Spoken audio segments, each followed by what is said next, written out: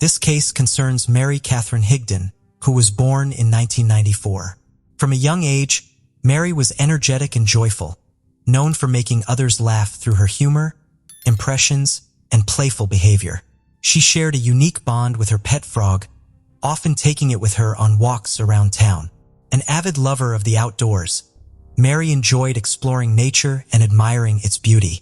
She also had a strong passion for performing, frequently entertaining her family with creative shows that reflected her imagination. Her family recognized her talents early on and believed she had a promising future ahead. As Mary grew older, she developed a deep interest in firearms. She learned to handle them responsibly and gained respect for their power, eventually becoming a skilled marksman who continued to refine her abilities.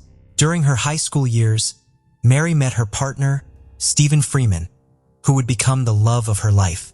Stephen was born on January 1, 1995, in Griffin, Georgia, where he was raised alongside his parents and brother. He enjoyed a happy childhood in a close-knit family and was well-liked by friends who described him as easygoing, kind, and helpful. Like Mary, Stephen loved spending time outdoors and exploring nature. Stephen was especially close to his parents, sharing a particularly strong bond with his mother. When she returned to school and later graduated from college, Stephen wrote her a heartfelt letter expressing his pride and admiration. In it, he praised her dedication and perseverance, saying that he looked up to her every day and loved her beyond what words could express.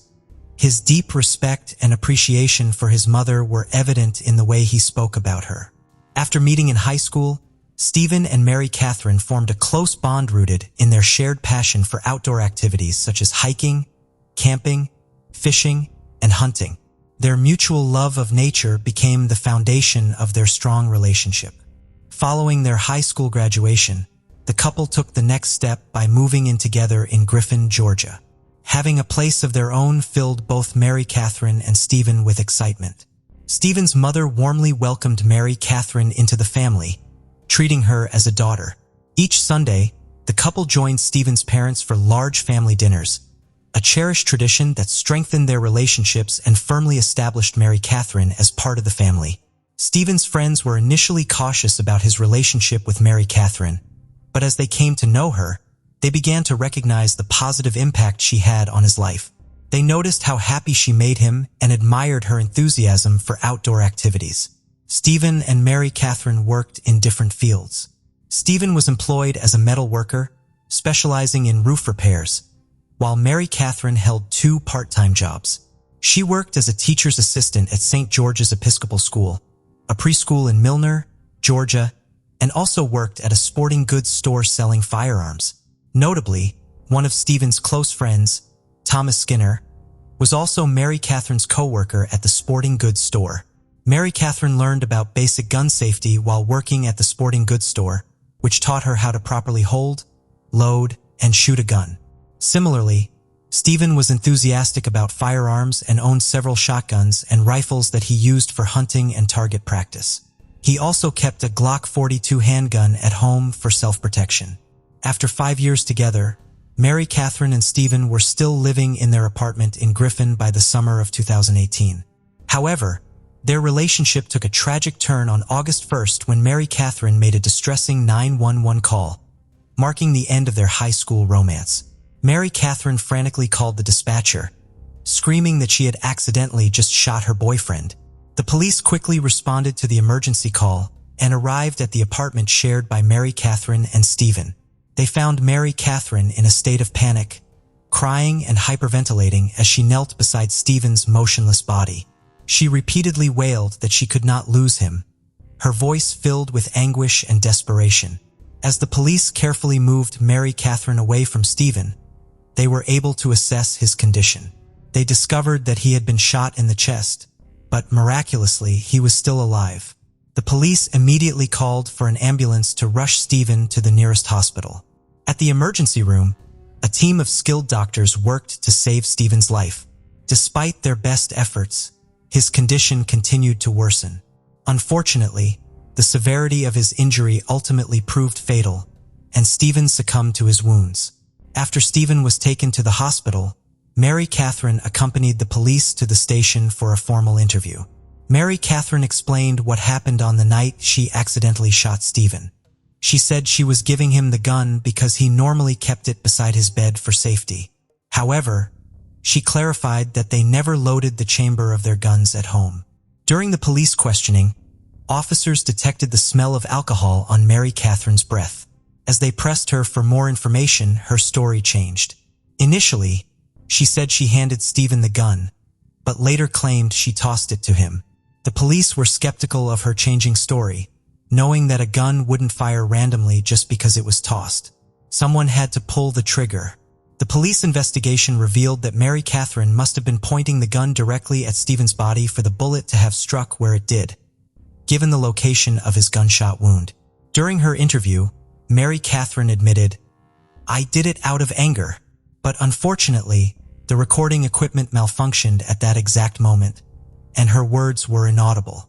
Despite the missing recording, the police still had strong evidence pointing to Mary Catherine's intention to harm Stephen. At the couple's apartment, they found signs of an intense argument, including scattered food throughout the house. Additionally, police records showed that officers had responded to 5 domestic disturbance calls at the couple's residence in the past year. The police also discovered that the gun used in the shooting was loaded on the night of the incident, contradicting Mary Catherine's claims. These findings collectively led the police to conclude that Mary Catherine had intentionally shot her boyfriend Stephen.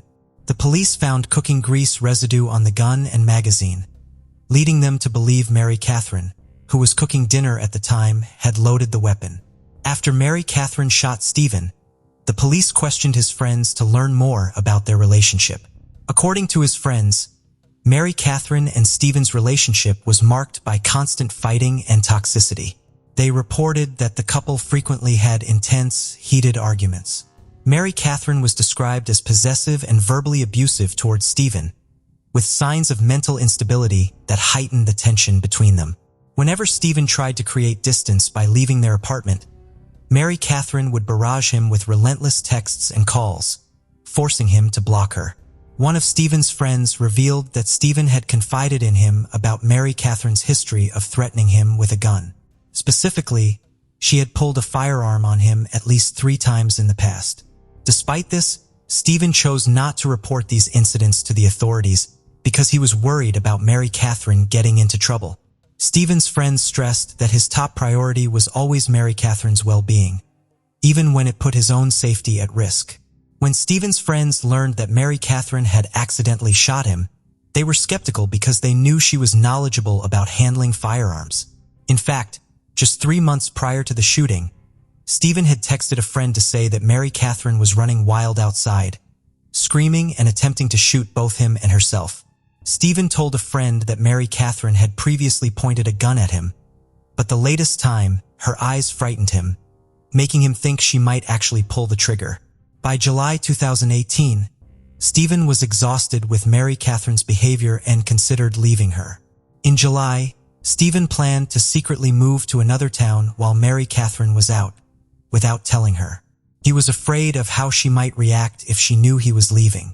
Just 2 days before Mary Catherine fatally shot Stephen, the police found a series of revealing text messages from July 30th. The conversation started with Stephen sending Mary Catherine a friendly message, "Don't forget." Mary Catherine responded with, "Have a great day." Stephen replied, "You too, love you."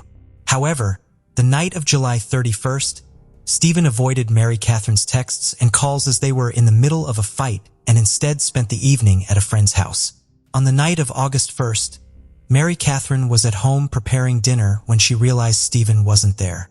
She contacted Stephen's mother, who told her that he was with his friend. Angry and feeling betrayed, Mary Catherine drove to his friend's house, determined to confront Stephen. When she arrived, she saw Stephen sitting in the passenger seat of his friend's truck. Mary Catherine pulled up alongside and began yelling at Stephen, who tried to calm her down, promising to come home soon. Although Stephen's friends claimed that Mary Catherine had pointed a gun at Stephen on multiple occasions, Mary Catherine vigorously denied these allegations. She maintained that she never pulled a gun on Stephen. However, Mary Catherine did admit to having threatened to take her own life with a gun on several occasions. In a later interview, Stephen's mother shared her insight, believing that one of the main reasons Stephen stayed with Mary Catherine for so long was because she frequently threatened to harm herself. Stephen was afraid that Mary Catherine would follow through on her threats if he decided to leave her. However, on the night of the incident that led to Stephen's shooting, Mary Catherine claimed that Stephen was the one who became aggressive and violent. According to her, Stephen threw the dinner she had prepared in her face.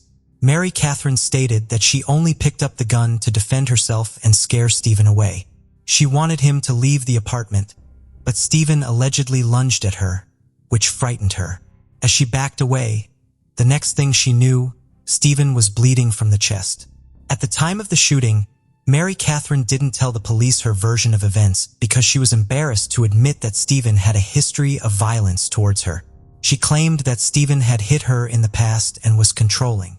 She even recalled an incident where Stephen kicked her out of bed with such force that she hit her head on the door frame. However, Stephen's friends had a different perspective on their relationship. They claimed to have witnessed Mary Catherine being physically aggressive towards Stephen, stating that she had slapped him hard in the face. Mary Catherine's sister contradicted her account of their relationship, revealing that she had seen bruises on Mary Catherine's arm 2 weeks before Stephen was killed. When questioned, Mary Catherine confided in her sister that Stephen had grabbed her, causing the injuries. After investigating Stephen's death as a murder, the authorities charged Mary Catherine with murder, aggravated assault, and firearm possession during a felony. The prosecution offered her a plea deal, proposing a life sentence with possible parole if she pleaded guilty. However, Mary Catherine declined the offer, opting to stand trial and assert her innocence. At the trial, Mary Catherine maintained that she shot Stephen in self-defense, denying the charges against her. The trial, which began on June 17, 2019, nearly a year after Stephen's death, exposed the tumultuous relationship between Mary Catherine and Stephen. Mary Catherine's lawyers argued that she acted out of genuine fear, citing Stephen's history of violence and abuse. Mary Catherine testified that she was the victim of Stephen's controlling, manipulative, and dangerous behavior, which included physical, mental, emotional, verbal, and sexual abuse. She described being hit, humiliated, and degraded by Stephen on multiple occasions, and shared specific incidents where he smacked her around and verbally abused her. Mary Catherine explained that Stephen's constant threats and abuse left her feeling trapped, fearful for her life, and constantly walking on eggshells to avoid triggering his anger. She presented evidence in the form of text messages, including one where Stephen threatened to punish her, which she said meant he would physically harm her.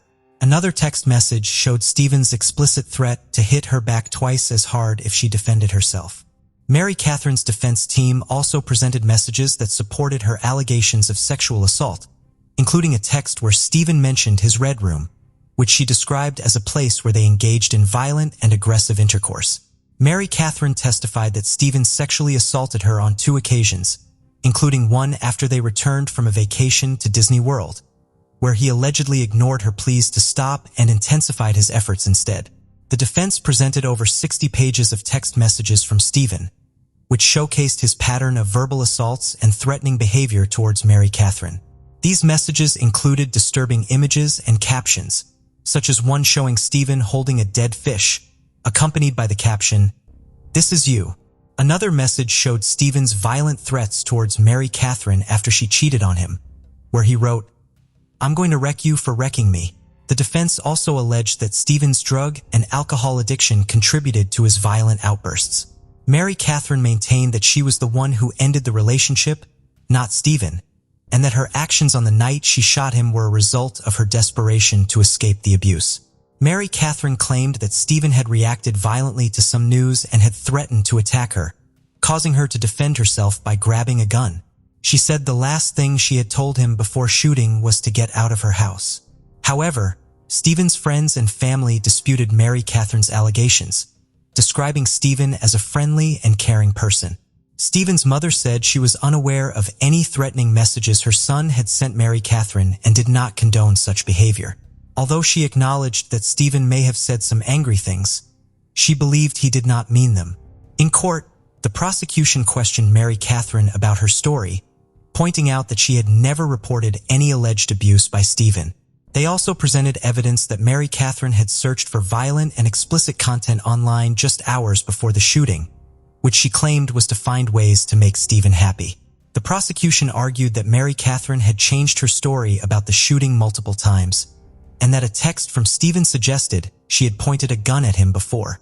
Additionally, Stephen's friends testified that they had witnessed Mary Catherine's violent behavior towards him. After 4 hours of deliberation, the jury found Mary Catherine not guilty of murder, assault, and other charges. The verdict surprised Stephen's loved ones, who felt that justice had not been served. Later, the jurors revealed that they believed Mary Catherine had intentionally killed Stephen, but there was not enough evidence to prove it beyond a reasonable doubt. This lack of evidence made it difficult to determine whether the shooting was murder or self-defense.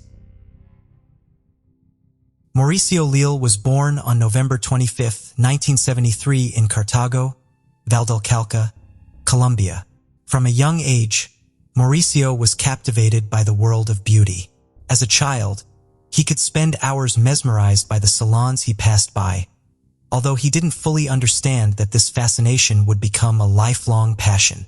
His interest in beauty began to take shape when his mother, Marlene Hernandez, a woman who enjoyed learning new skills, decided to take a hairdressing course. Mauricio, around 10 or 11 years old at the time, begged his mother to let him attend with her.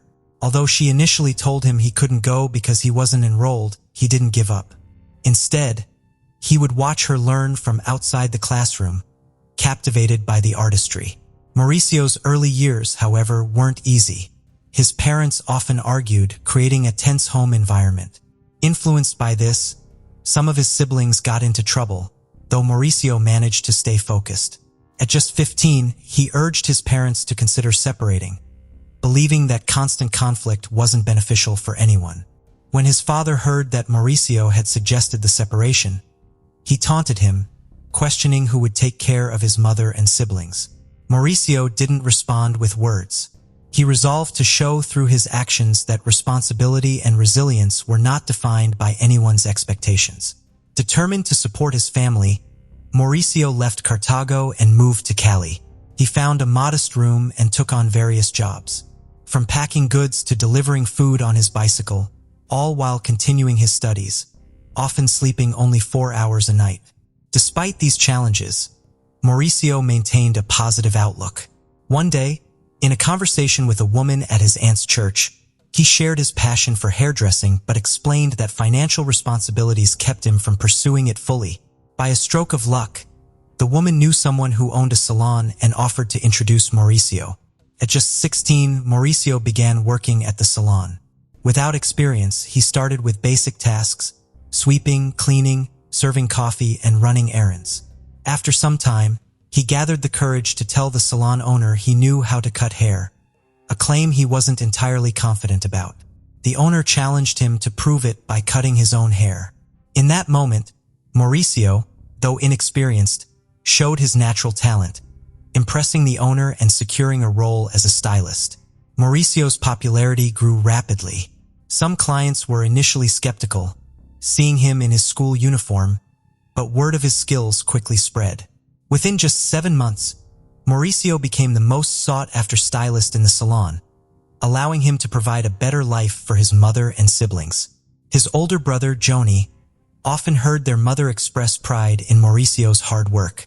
By 1995, at 22, Mauricio was well regarded in Cali, known not only for his haircuts, but also for his high-level makeup skills. Long waits to see him became common. Tired of not receiving the credit and pay he deserved, he decided to open his own salon, naming it Mauricio Leal. Though he faced challenges with expenses, starting with just a plastic chair and a borrowed mirror, clients filled his new salon within a weekend. Soon the demand became so high that Mauricio had to hire his first employee, his brother, Joni. He taught Joni the skills and hard work required in the trade, marking the beginning of Mauricio's career as both a stylist and a business owner, all while building a legacy that would carry his name forward in the beauty industry. Within just a month of opening, Mauricio Leal's salon saw a rapid expansion.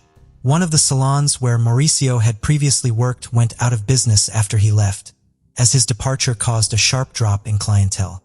As a result, former employees from that salon, along with others from different salons, began asking Mauricio for work. In a matter of months, his team grew to 35 employees. His salon was now equipped with high-end tools, and Mauricio, along with his family, enjoyed a level of prosperity they once thought unreachable. Yet Mauricio's ambition continued to drive him. Feeling that Cali was becoming too small for his aspirations, he packed his belongings and headed to Bogotá, Colombia's economic powerhouse, determined to establish himself as one of the country's top stylists. In Bogotá, Mauricio humbly started by working in a friend's salon, and he quickly gained recognition. Several of his former clients from Cali, now professional models and TV presenters, chose him over other stylists in the capital. Within 3 months, Mauricio opened his second salon, this time in one of Bogotá's prime areas, further solidifying his growing reputation. Despite his fame and success, Mauricio never forgot his roots or his family. His mother, Marlene, was his pride and joy, and he treated her to a lifestyle of luxury, complete with vacations, yacht trips, and champagne toasts. However, Mauricio's success cast a contrasting shadow over his siblings. His half-brother, Carlos Andres, sadly, was serving a sentence in a maximum security prison for a serious crime. Meanwhile, his older brother, Yoni, had also opened a salon, thanks to Mauricio's guidance. Although Yoni managed to establish his business, he never achieved the same level of success as Mauricio, leading to resentment. In the midst of facing his own difficulties, including a divorce, Yoni asked to move in with Mauricio. Mauricio, ever generous, agreed. Despite the demanding nature of his work, caused him severe thoracic and back pain, Mauricio managed his condition with pain relief medication, even resorting to morphine when the pain became unbearable.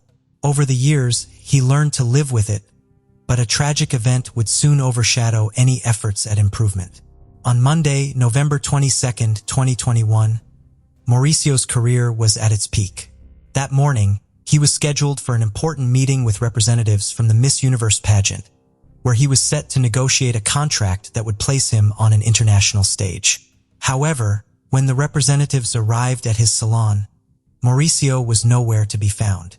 Concerned, Karen, who was the daughter of Mauricio's trusted driver, Jose Jair Ruiz, reached out to her father, Jair, who was like a brother to Mauricio, shared that Mauricio had messaged him that morning, saying he wanted to sleep a bit longer.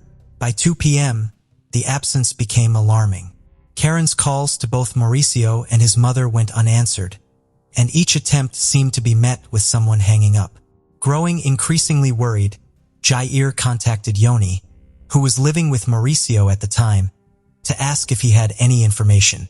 Together, they went to Mauricio's residence in La Calera, a luxurious residential complex. Familiar to the security guards, they entered without issue. Upon entering, they found the home in a seemingly normal state, no signs of violence or theft.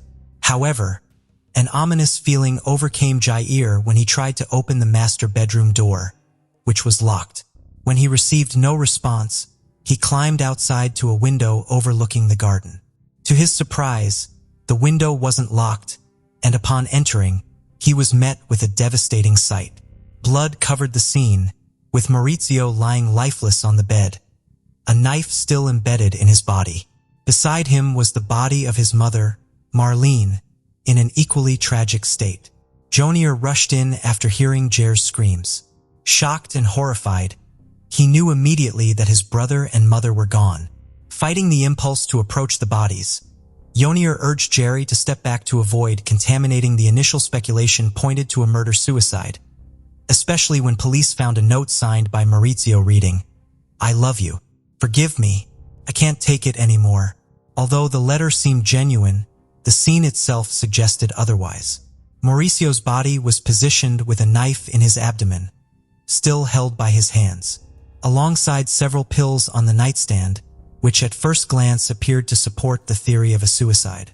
However, a closer inspection by investigators led to a different conclusion. This was not a case of suicide, rather a carefully staged double homicide. Mauricio's body bore 4 deep stab wounds to the abdomen, each with significant force, which immediately aroused suspicion. Typically, someone attempting to end their own life would seek a quick and less painful method. Analyzing the wounds, experts suggested it would be nearly impossible for Mauricio to inflict such deep injuries on himself repeatedly. The idea of someone inflicting a fatal wound, pulling out the knife, and repeating this multiple times seemed highly unlikely, especially given the considerable strength required. Additionally, Mauricio was right-handed, making it improbable that he could deliver such force consistently to that part of his body. Adding to the suspicion were the numerous bruises on Mauricio's forearms, indicative of a struggle, as though he had tried to fend off an assailant. Speculation soon arose regarding a potential motive, including theories about criminal connections. Some believe that Mauricio's business success and income sources might have attracted the attention of criminal organizations, given his prior involvement in a scandal when he was linked to the Clinton list, a blacklist for those suspected of laundering drug-related money. Years before, Mauricio had partnered with a wealthy client to open a salon in Miami, which later failed. The client was later revealed to be associated with the family of a notorious cartel leader. Consequently, authorities temporarily froze Mauricio's assets and accounts. Although he eventually recovered, this past incident fueled theories about his death potentially being a targeted attack. However, doubts emerged regarding this theory. If a criminal organization had been involved, it seemed unlikely that they would leave no trace of forced entry in Mauricio's heavily guarded residence or resort to using a knife instead of a firearm. The brutal nature of the wounds, particularly those inflicted on his mother Marlene, suggested personal anger, as the injuries were far too severe to be random or impersonal. The case soon gained media attention, with television programs exploring Mauricio's life and interviewing those who knew him, including his loyal driver, Jair Ruiz. Jair, visibly shaken in interviews, had discovered the bodies and faced intense scrutiny from Mauricio's older brother, Joni. Joni, in contrast, exhibited a puzzling demeanor following his brother's death. In interviews, he expressed a sense of duty to carry on Mauricio's legacy, remarking that, "There's no use in being sad. Mauricio would want us to continue." Yet his statements and actions raised suspicions as he appeared to claim Mauricio's accomplishments and possessions as his own, even wearing his brother's white jacket in multiple public appearances. In one interview, Joni inadvertently referred to Jair as "my driver," catching himself with an awkward correction to clarify Jair had actually been his brother's driver. As time went on, public opinion diverged.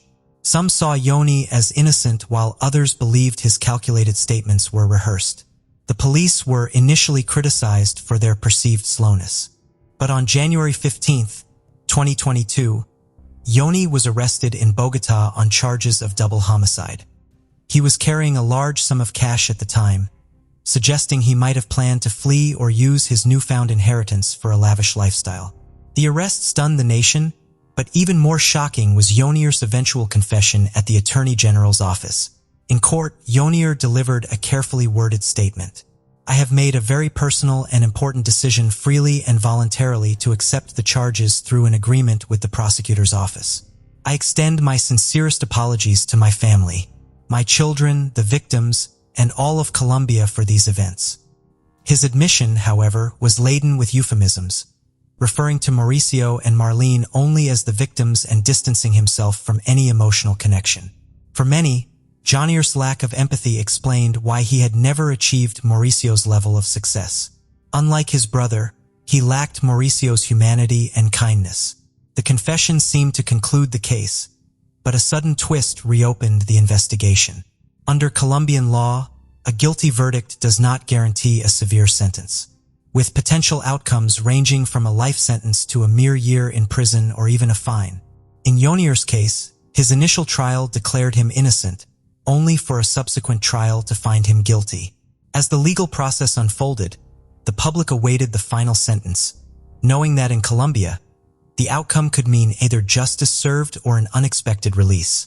On April 22, 2022, in a courtroom appearance, Joni made a surprising statement. "Today I feel clearer and more aware. With this newfound clarity, I can firmly say I acted under pressure, and yesterday I made the decision, which I shared with my family, to renounce this prejudice. I've said it before and will say it again freely and sincerely. I am innocent. My life has been dedicated to serving my family, my children, and society. Yonir had claimed innocence from the beginning, even after receiving threats against himself and other family members. Interestingly, Jair, Mauricio's driver, also faced backlash, despite the fact that he had neither been present at the residence when the murders occurred nor possessed a key to the home. Both conditions that applied to Yonir. The pieces of the case began to come together as more details surfaced. For months before the murders, Yonir had moved in with Mauricio, who had always lived with their mother. Many believed that Yonir had already planned the tragic events long before moving in. By this time, Yonir was nearly 50, facing mounting debts from his struggling salon business and feeling increasingly isolated from his own family. His life, he realized, was on a downward spiral, while Mauricio's success and prominence only continued to grow.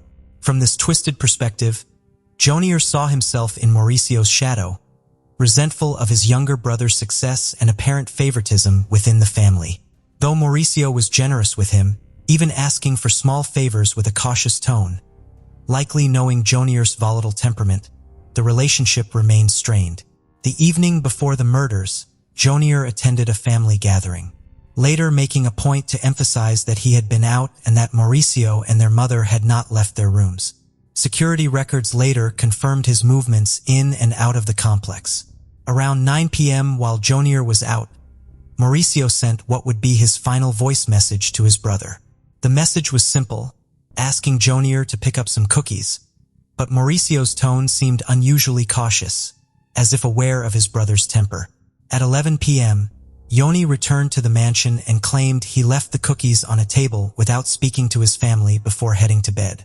Throughout his statements, Yoni maintained a detached attitude, repeatedly suggesting that the murders happened while he was asleep. When confronted with evidence that the murders likely took place in the early morning, he claimed he'd taken valerian drops for a deep sleep and left for work the next morning without seeing anyone. Given the mansion's high security, it would have been nearly impossible for an outsider to enter without Jair's help. Mauricio often shared that he was close to his mother and trusted friends, but if a family member displayed questionable behavior, he had no problem distancing himself.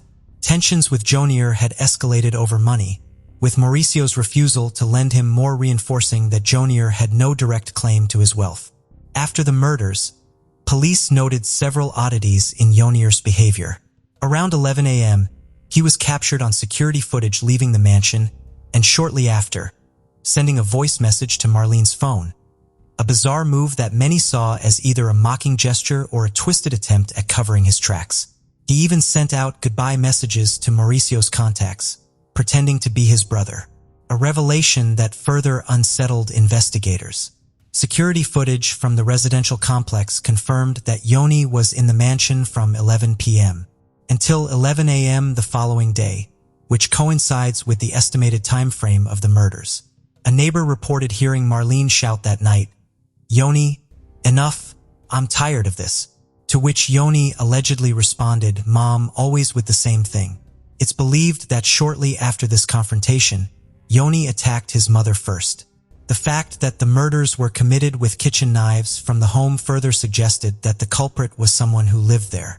Highly unlikely to be a hitman, as professionals don't typically arrive unarmed and rely on improvised weapons. Curiously, Marlene sustained far more injuries than Mauricio, particularly in her abdomen, leading some to speculate that Yonir harbored deep resentment toward his mother. These wounds were possibly symbolic, a way for him to express anger over being brought into a world where he felt unloved. Despite planning the attack meticulously, Yonir's choice of a knife suggested a desire to carry out his revenge personally, wanting to feel every moment of control and anger firsthand. An analysis of Mauricio's body revealed high levels of clonazepam in his system, a sedative that can cause drowsiness and confusion, raising the possibility that Yonir had administered a significant dose to incapacitate him. Though Mauricio didn't reach a comatose state, the drug likely left him severely disoriented. Additionally, investigators discovered a pre-written suicide note suggesting that Yoni had intended to frame Mauricio from the start. Yoni reportedly forced Mauricio to sign the note, which was left at the crime scene. After committing the murders, Yoni, using gloves to avoid leaving fingerprints, staged the scene to make it appear as a suicide. The housekeeper, upon arrival to help with the investigation, noticed that cleaning supplies were not in their usual place, and there were traces of blood on the stairs, suggesting that Yoni hadn't managed a thorough cleanup. At 11 a.m., Yoni was captured on camera leaving the mansion. Mauricio's driver, Jair, received an unusual message that morning, purportedly from Mauricio, instructing him not to send the housekeeper because he wanted to sleep. The message seemed suspicious because Mauricio habitually ended messages with "baby," especially with trusted friends like Jair. Additionally, several of Mauricio's contacts received voice messages that sounded like a farewell. Investigators later confirmed these recordings were actually made by Yoni impersonating his brother. The final question remained: how long would Jair face in prison? Officially, he could be sentenced to up to 50 years, though experts believed he might receive closer to 30, with some speculating a potential reduction to 15 years due to his claims of coercion. Further leniency could come from good behavior, potentially cutting his sentence even shorter. Despite common delays in such cases, Jair's lawyer faced criticism for excessive stalling, even receiving threats for the audacious postponements. Throughout this process, Jair showed little remorse. Many speculated that his only regret was not executing the plan more effectively to avoid capture. His resentment toward Mauricio stemmed from feeling overshadowed, as he had often relied on the reputation of being Mauricio Leal's brother to attract clients, yet struggled with debts as his own salon never thrived. After Mauricio's death, the question arose, what would happen to his estate? His assets, valued at over $1 million, officially passed to his half-brother, Carlos Andres Garcia, who remains in prison with a release date estimated around 2030. Without a direct heir capable of managing his business empire, Mauricio's salons were closed. The case has captivated the nation, sparking countless theories and speculation. With each new revelation from lawyer Elmer Montaña, the complexity and murkiness of unraveling the truth become ever clearer.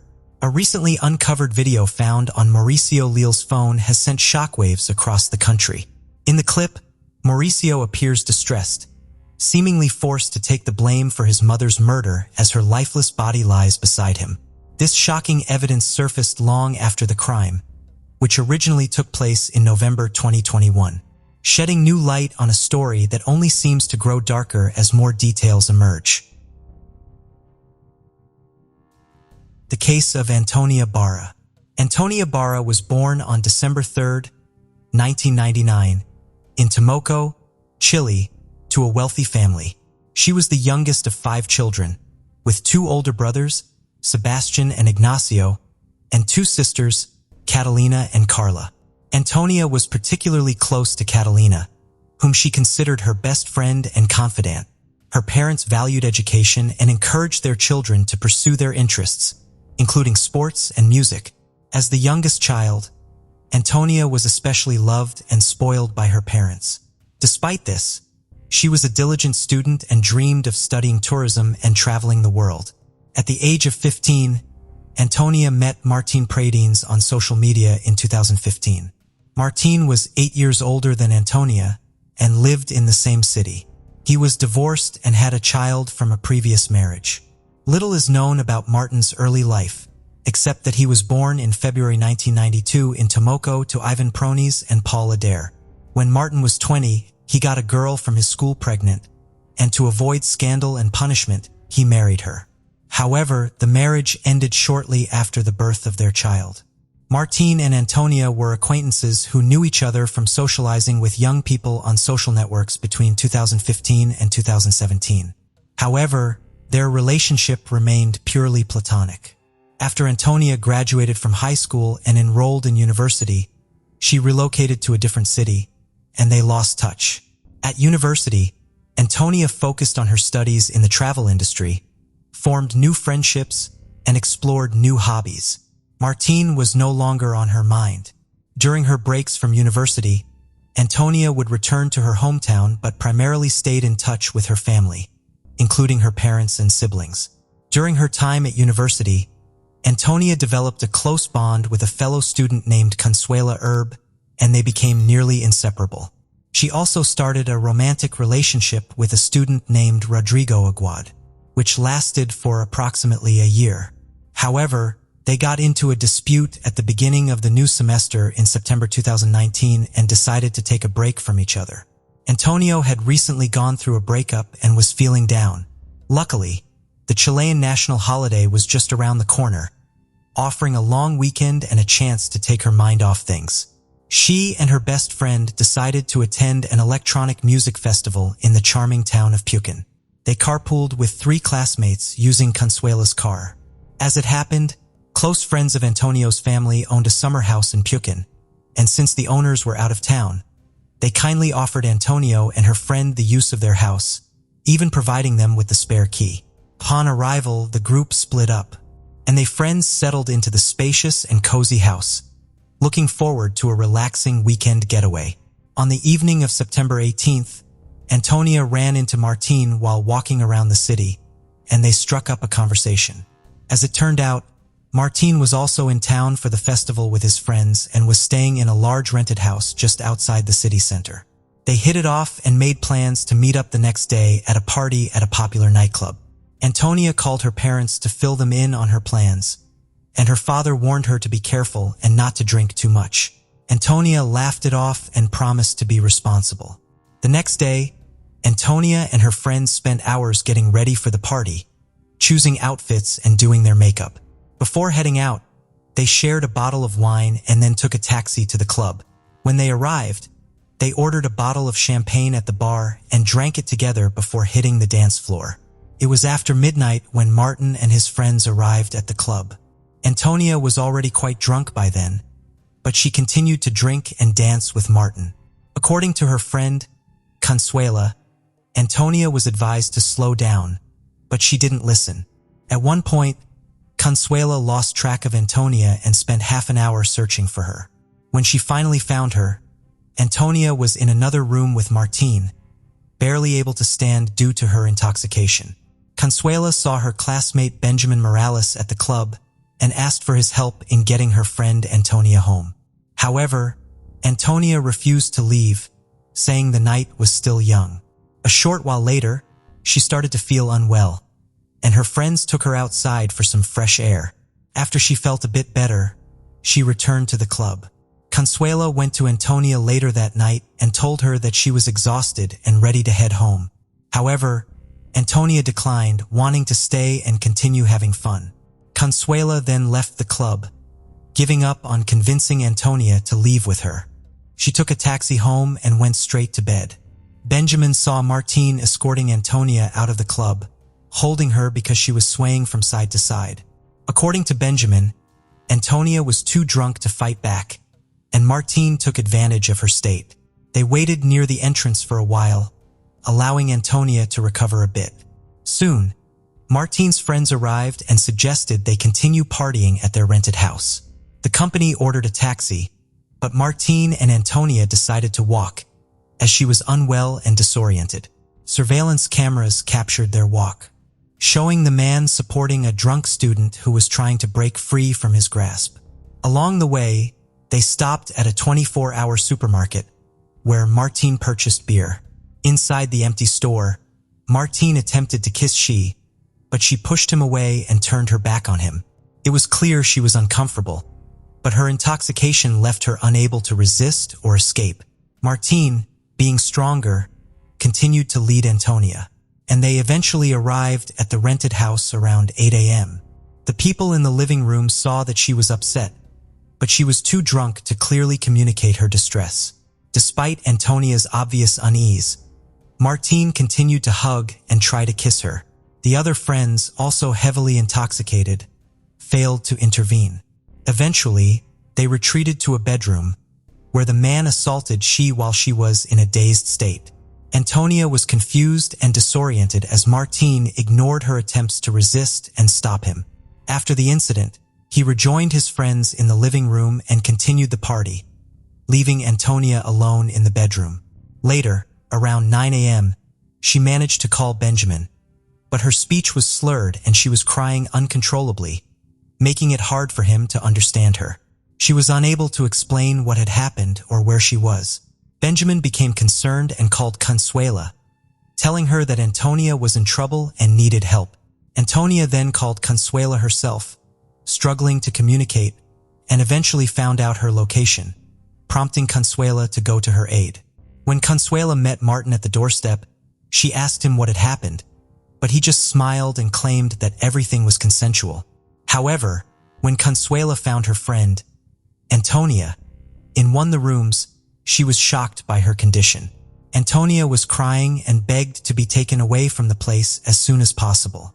They left shortly after and went home, where Antonia immediately took a shower. Despite her friend's advice to preserve the evidence and report the incident to the police, Antonia insisted that no one should ever find out what had happened. She tried to act normally when she spoke to her parents later that day, hiding her true emotions. The next morning, Antonia and her friends returned to the student dormitory. In the aftermath, Antonia struggled to cope with the trauma.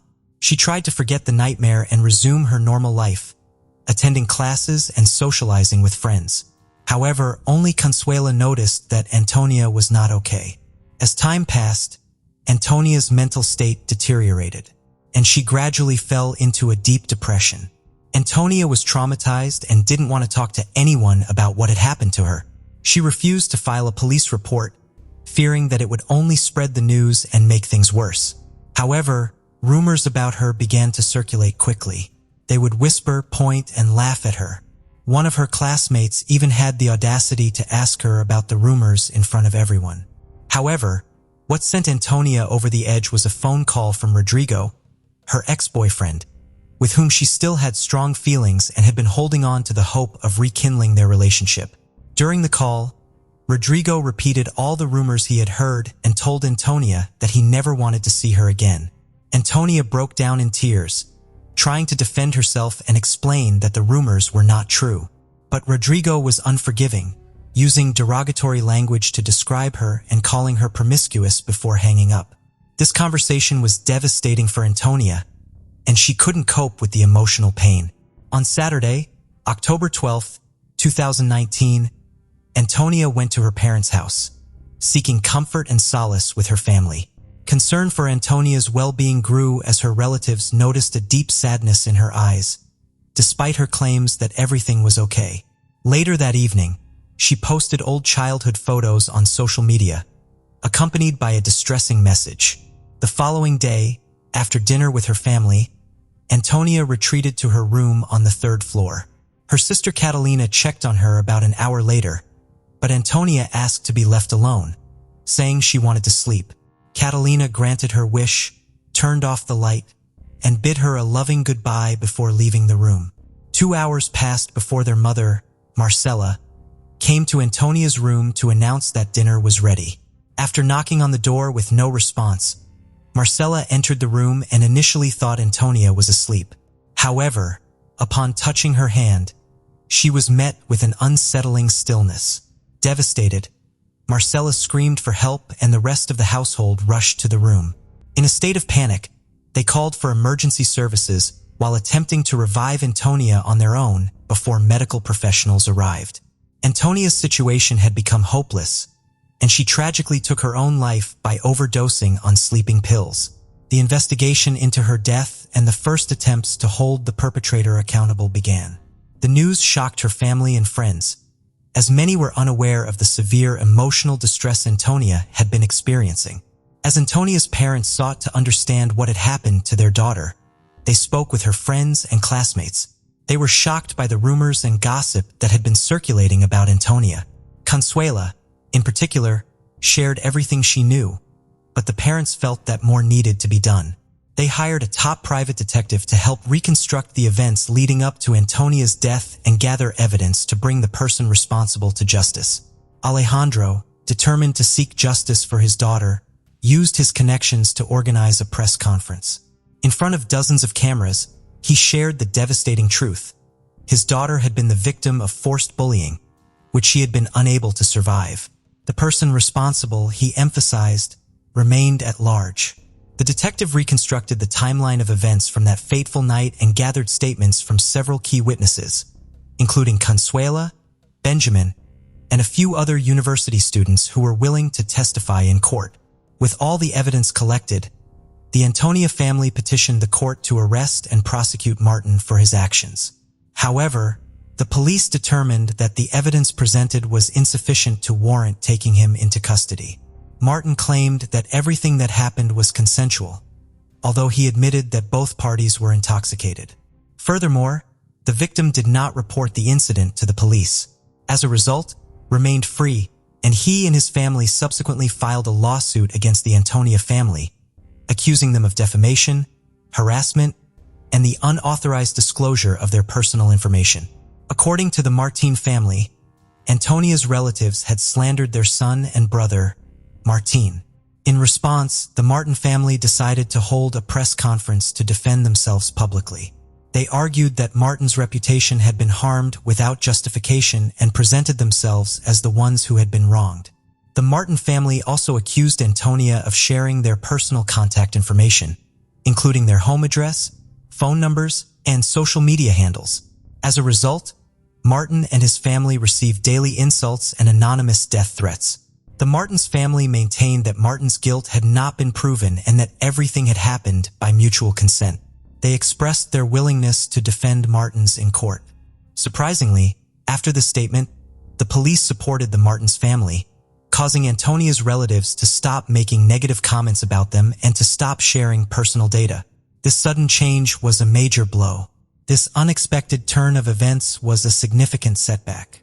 Despite this, Antonia's relatives continued to seek justice with the support of the public. Victims who were initially silent about their experiences began speaking out after Antonia's case gained widespread public attention. Within a month, 8 more girls came forward to the police, claiming they too had been harassed and assaulted by Martin. They had previously remained silent, fearing they would be condemned and censured. One of the victims was just 13 years old at the time of the assault. As more girls who suffered at the hands of Martin began contacting the police, he was eventually taken into custody. Martin was arrested in June 2020 and held at Tomoko City Prison on suspicion of committing assaults between 2011 and 2019. However, Martin was released on his own recognizance less than a month after his lawyer intervened, and was allowed to remain free for the duration of the investigation. Furthermore, several lawsuits filed by the injured girls were rejected due to the statute of limitations having expired. There was a high likelihood that many cases would be disregarded. Out of 8 appeals, only 2 were registered by the court. The release of Martin from custody and the rejection of the victims' claims sparked widespread outrage. Protests and rallies erupted nationwide, with thousands demanding justice. In response, the prosecutor's office re-examined the case and pushed for a change in Martin's bail conditions, seeking to return him to custody. Meanwhile, the statute of limitations was lifted for all cases of violence committed by Martin. During his trial in February 2021, his social media messages were revealed, in which he boasted about his actions to friends. It was also discovered that Martin kept a collection of his victims' underwear at home, taken as trophies.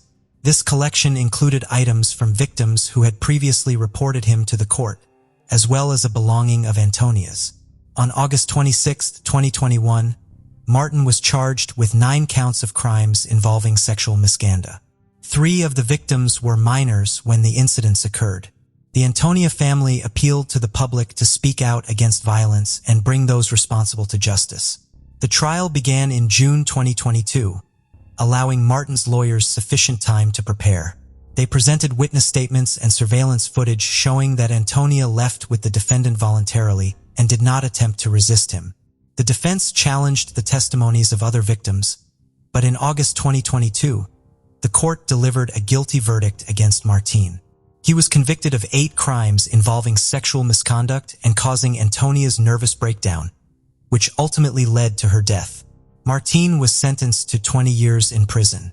However, his lawyers, led by Pinus, promptly filed an appeal. On December 29th, the Supreme Court ordered a new trial. In March 2023, Martin's case was assigned to the Public Defender's Office. During the new trial, Martin maintained his innocence, attributing the events leading to Antonia's death to the large quantity of alcohol they had consumed together. Despite this, on July 7, 2023, Martin was found guilty again. The court reduced his initial 20-year sentence to 17 years. Considering the 3 years he had already spent in prison, he had only 14 years left to serve. However, Antonia's family expressed dissatisfaction with this decision in an official press release made by her father. They noted that no punishment could bring back their daughter. During the ongoing lawsuits, Antonia's family and other victims affected by Martin's actions joined forces with public figures to advocate for women's rights. Together, they worked to amend the criminal code, specifically the sections related to sexual offenses. Their objective was to protect the rights of victims of harassment and sexual violence. Stevie Osborne was born on April 28, 2017 in Kansas City, Missouri to parents Abigail and Gary Osborne. Her name carried special significance honoring her paternal grandfather, Steve, and her late maternal aunt, Allison, who had passed away in 2004. Stevie grew into a delightful toddler known for her sparkling brown eyes, strawberry blonde hair, and radiant smile. By the time she was 2.5, Stevie had already developed an incredible ability to spread joy wherever she went. Her cheerful personality and warm presence left a lasting impression on everyone she met. Described as a cheerful princess, Stevie brought light to even the darkest moments. Her daycare provider fondly recalled how Stevie's enthusiastic greetings each morning and heartfelt goodbyes at the end of the day made her job deeply rewarding. Stevie's Aunt Kimberly described her as pure perfection, often declaring her the prettiest girl in any room. Even as a toddler, Stevie showed a natural talent for singing and an immense love for her stuffed animals, particularly a blue and a pink sloth she had picked out during a shopping trip with her dad. Stevie adored Disney movies, especially Frozen, and had a special fondness for Olaf and Anna. She also shared a unique bond with her grandmother's cat, Charlie, and often amused her family by sneaking sips of her dad's soda or nibbling through the middle of his Jimmy John sandwiches. Stevie's father, Gary Osborne, had graduated from Park Hill High School in Kansas City in 2013. He began dating Abigail, a fellow student shortly after his graduation. The young couple soon moved in together at Abigail's family home where they began building their life. Abigail pursued a career in healthcare, working as a nursing assistant with aspirations of becoming a registered nurse. Despite their challenges, the couple seemed united in their journey, eventually marrying and preparing to welcome their daughter, Stevie. However, their story took an unexpected turn. Just 5 months after Stevie's birth, Abigail filed for divorce. Gary described Abigail as emotionally distant, making it difficult for him to understand their relationship's ups and downs.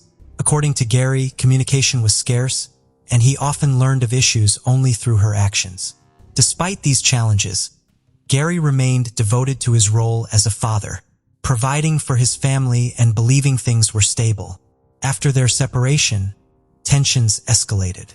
Gary was blindsided when Abigail alleged he owed months of child support, despite him covering all household expenses while they were still living together. Shortly after, Abigail asked Gary to leave the house, claiming Stevie needed her own space. With nowhere else to go, Gary returned to his parents' home. The situation became more complicated when police officers served Gary with an emergency protection order based on allegations that he had attempted to choke Abigail years prior. The divorce hearing concluded swiftly with the protection order against Gary dismissed due to insufficient evidence. However, the ruling came at a significant cost. Gary was barred from seeing his daughter Stevie for over 3 months, missing her first Thanksgiving, Christmas, and New Year celebrations.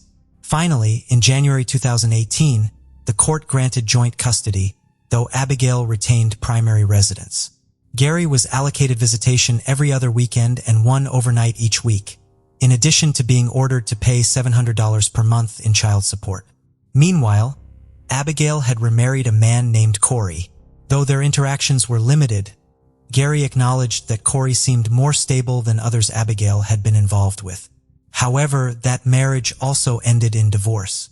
By early 2019, Abigail found love again. She reconnected with Joseph, a former classmate of both hers and Gary's.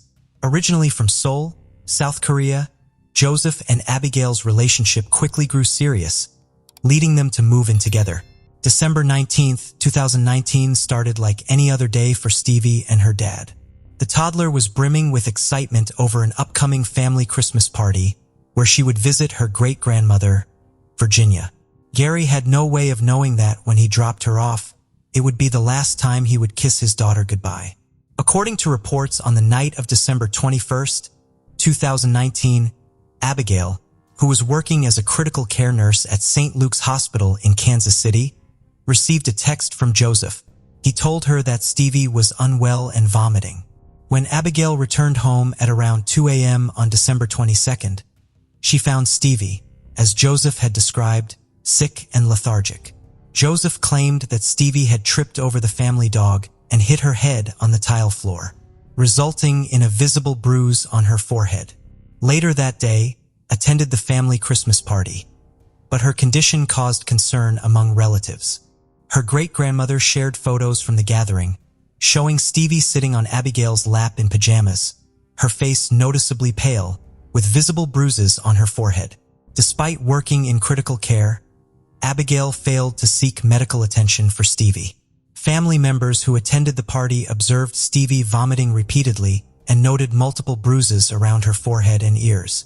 Disturbingly, Joseph insisted on being the only one to change Stevie's clothes after each bout of sickness, refusing to let anyone else help her. On December 23rd, while Abigail was at work, Joseph called to inform her that Stevie had fallen out of bed and was unresponsive. Abigail instructed him to call 911, which he eventually did. Emergency responders arrived at the Wild Oak apartment complex and found Stevie in a dire state. She was covered in bruises and unresponsive. Paramedics rushed her to Liberty Hospital, where she arrived in cardiac arrest. At the same time, Gary was at work when he received the call every parent dreads. He raced to the hospital, covering the 30-minute distance in just 15 minutes as Abigail's increasingly frantic updates hinted at the severity of the situation. In one call, she told him, "I don't know what's going on. I think she's dead." Upon arriving, Gary's desperation to see Stevie led to a misunderstanding with hospital staff, who initially barred him access and involved law enforcement. Once police confirmed his timeline and intent, it became clear that Gary was simply a distraught father. Stevie's injuries were catastrophic.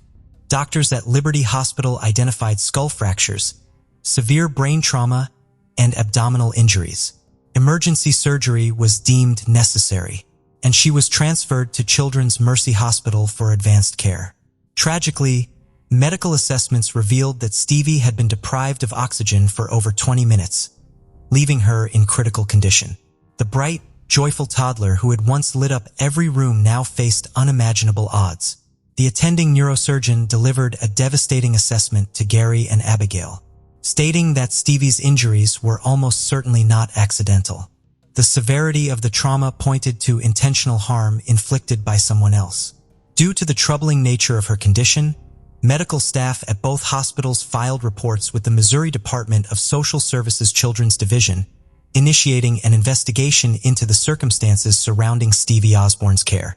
During questioning, Gary maintained that Stevie appeared healthy and free of bruises or marks when he dropped her off the night before. Family members who attended the Christmas party, however, shared their growing concern for Stevie's well-being. They reported that she appeared lethargic, with visible bruises and persistent vomiting throughout the event. Despite their inquiries, Abigail dismissed these signs as typical childhood clumsiness and a mild illness. The Children's Division spoke with Abigail, who recounted the text messages she had received from Joseph regarding Stevie's condition. She admitted to seeing Stevie unwell when she returned home at 2 a.m., yet she failed to seek medical attention, a glaring oversight for someone trained as a critical care nurse. When asked why he had been the only one changing Stevie's clothes at the party, Joseph claimed it was his way of taking responsibility for her care. However, he later admitted to an argument with Abigail after the party, which escalated into physical violence. Abigail confronted Joseph about Stevie's bruises, which led to a heated altercation. According to Abigail, Joseph pulled her hair and threw her onto the bed while she was holding Stevie. Although she considered calling the police, they ultimately decided Joseph would move out in the following days. Joseph admitted to the physical confrontation, describing it as an accident he never intended to escalate. He also attempted to shift suspicion onto Stevie's paternal grandfather, alleging that the bruises on Stevie's abdomen might have been caused by him. However, no clear reasoning or evidence supported this claim. As Stevie lay in the hospital, Gary visited her bedside, holding on to hope. He kissed his daughter and reassured her that she would be okay, clinging to the belief that this ordeal might result in him gaining sole custody of Stevie. Despite the heartbreak, Gary tried to see a glimmer of positivity amid the chaos, imagining a future where Stevie would never have to return to Abigail's home. While doctors prepared for surgery, they delivered devastating news to Gary. Stevie had suffered such severe trauma that her brain was no longer communicating with her body. Her pupils showed no reaction to light, a key indicator of brain death. Despite this grim prognosis, the doctors planned a last-ditch effort to save her life through an invasive procedure called a craniotomy, where a portion of the skull would be removed to relieve pressure and allow access to her brain. Stevie, only 2 years old, was facing a surgery no child should ever have to endure. Gary watched helplessly as his little girl fought for her life, praying for a miracle that would bring her back to him. After Stevie was taken in for surgery, Gary and Abigail were escorted to a private room where they were met by a hospital chaplain and the surgeon. The somber expression on their faces said it all. The surgeon broke the devastating news. Stevie wouldn't be coming home. During the delicate procedure, her condition had worsened and she went into cardiac arrest. Despite the medical team's best efforts with CPR and a defibrillator, they were unable to revive her. Stevie Osborne was pronounced dead at 1:28 p.m. on December 23, 2019, just 2 days before Christmas. Gary described being frozen in shock as he processed the tragedy. When he glanced at Abigail, he was struck by what he perceived as a cold, tearless expression. According to Gary, Abigail picked up her phone and, without emotion, told her mother, "You can tell everybody to go home. She's dead." An autopsy was performed on Christmas Eve, revealing the full extent of Stevie's injuries. They discovered bruises and contusions covering her forehead, scalp, upper lip, chest, abdomen, pelvis, hands, wrist, and legs. Internal injuries included hemorrhages in her abdomen, bowels in between her skull and scalp. The conclusion was clear. Stevie's cause of death was blunt force trauma to the head, and her death was ruled a homicide. The criminal investigation began immediately and lasted until January 6, 2021. Joseph, Abigail's boyfriend and the primary suspect, had a warrant issued for his arrest. Upon learning this, Joseph took a final, irreversible step. At his father's home, Joseph ended his life in the bathtub with a firearm. According to Gary, the police viewed Joseph's suicide as a de facto admission of guilt and decided not to pursue criminal charges against Abigail. Despite this, the Children's Division report held Abigail accountable for negligence in Stevie's care. Joseph left a 2-page letter on his computer, which his brother found and forwarded to Gary. While Gary brought the note to the police in hopes of reopening the case against Abigail, he was told it wouldn't change the outcome. Authorities had effectively closed the case. In the letter written on Christmas Eve, Joseph discussed his inner struggles. He spoke of loneliness, self-destructive thoughts, and his belief that the soul transcends physical death. While he explicitly denied harming Stevie and stated that her death had no bearing on his decision, he reflected on his life with a sense of resignation. Using the metaphor of an hourglass, he described how it felt as though his time had run out. Joseph also grappled with his mixed Korean heritage, expressing frustration at the discrimination he had faced throughout his life. He made a final request for his ashes to be scattered worldwide by a friend. However, Gary remained unconvinced that Joseph was solely responsible for Stevie's death, if he was involved at all. Gary believes that critical red flags were ignored during the investigation, and that Joseph's death was used as a convenient way to close the case. Authorities cited the bruising on Stevie's ear cartilage as evidence that only a man could have inflicted the injuries. Gary felt abandoned by the justice system, often left in the dark about key developments in the case. Looking back, Gary expressed deep regret, saying, "I hate to say it, but at the time I was in love and I ignored so many red flags. Now I look back and think, if I had noticed those things, maybe I could have saved Stevie." Gary's pursuit of justice for Stevie was met with frustration and heartbreak at every turn. He called the victim's advocate nearly every day for 2 years, only to be met with silence. Unable to remember her name due to her lack of involvement, Gary decided to work directly with Clay County Prosecutor Robert Sanders, hoping for some form of justice for his daughter.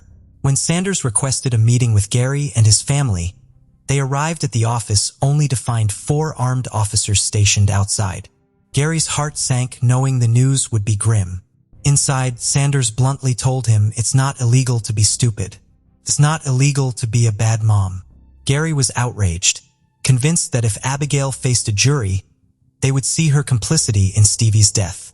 The prosecutor dismissed Gary's pleas, saying, "We got the guy that hurt your daughter," referring to Joseph, who had taken his own life.